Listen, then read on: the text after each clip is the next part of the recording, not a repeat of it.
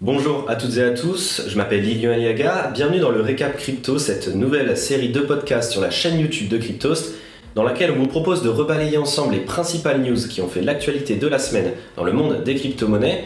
Vous pouvez retrouver cette série tous les lundis après-midi donc sur la chaîne YouTube de Cryptost, et je vous propose qu'on commence sans plus tarder avec le premier épisode de cette série.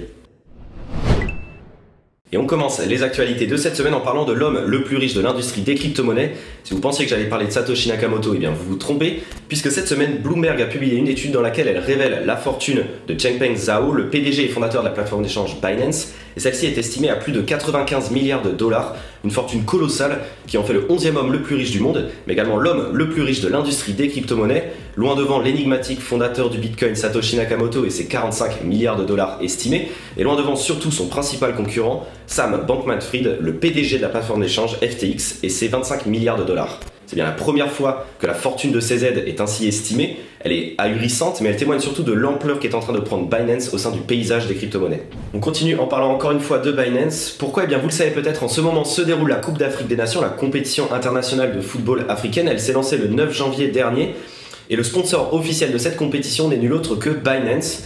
Le partenariat implique que la marque apparaisse lors des spots publicitaires à la télévision, une vitrine de luxe, quand on sait que ces matchs sont retransmis dans plus de 180 pays et regroupent quotidiennement plus de 300 millions de téléspectateurs. Pour Binance, c'est un pas de plus dans son ambition de se développer sur le continent africain, continent sur lequel elle dispense déjà des cours et des formations gratuites sur la blockchain et sur les crypto-monnaies depuis maintenant plus d'un an. On continue avec une actualité un petit peu plus légère, le retour de la saga entre Elon Musk et le Dogecoin, la fameuse crypto-monnaie basée sur le mème du Shiba. Cette semaine, Tesla a annoncé faire du Doge la nouvelle monnaie officielle de son site internet. Alors, ne vous emballez pas, il n'est toujours pas possible d'acheter des voitures Tesla avec du Dogecoin. Cela dit, il est possible de le faire pour d'autres produits de la boutique. Bien entendu, comme à son habitude, Elon Musk s'est empressé de tweeter à propos de cette information, ce qui a permis au cours du Doge de bondir de plus de 30%, réatteignant le niveau des 2 centimes de dollar, lui permettant de se rapprocher du top 10 des crypto-monnaies les plus capitalisées du marché. Et cette semaine, on apprenait que Binance Labs, la filiale capital risque de Binance, investissait 40 millions de dollars dans l'Oasis Ecosystem Funds. Ce fonds, lancé en novembre dernier, s'élève désormais à 200 millions de dollars et sert au développement d'applications décentralisées sur l'écosystème d'Oasis. D'ailleurs, cette semaine a été marquée par le lancement d'Emerald, premier réseau compatible avec la blockchain Ethereum et basé sur la blockchain Oasis, dont le financement a été partiellement couvert grâce au fonds pour l'écosystème Oasis. On a parlé de Binance, parlons maintenant de son principal concurrent FTX. Après le Binance Labs de Binance, le Coinbase Venture de Coinbase, c'est au tour de FTX de lancer sa propre filiale capital risque, FTX Venture. Ce fonds débutera ses opérations avec pas moins de 2 milliards de dollars qui serviront au développement de jeux et d'applications sur le Web 3.0. Et Batou, la nouvelle directrice de ce fonds, Amy Wu, évoque également en interview les infrastructures de Layer 1 et de Layer 2, les solutions cross-chain et les portefeuilles permettant de gérer les achats en crypto-monnaie. Bien entendu, à l'avenir, on se doute que les investissements de FTX Venture serviront au développement de sa propre plateforme d'échange FTX. Cette semaine, on apprenait également que depuis quelques mois, des centaines de personnes quittent leur poste chez Microsoft et Apple pour rejoindre Meta, anciennement Facebook.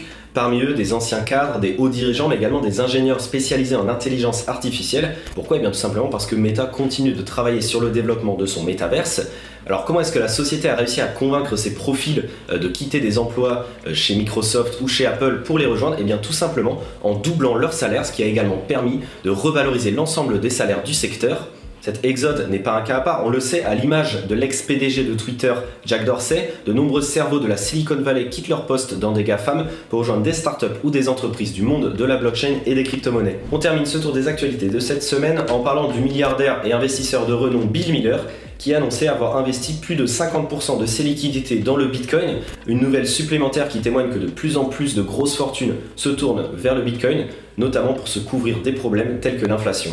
Voilà, c'en est tout pour les actualités de cette semaine. J'espère que ce premier épisode du Récap Crypto vous aura plu. N'hésitez pas à nous le dire dans les commentaires, ça nous aidera à nous améliorer. Et puis moi, je vous dis bonne semaine et à la semaine prochaine.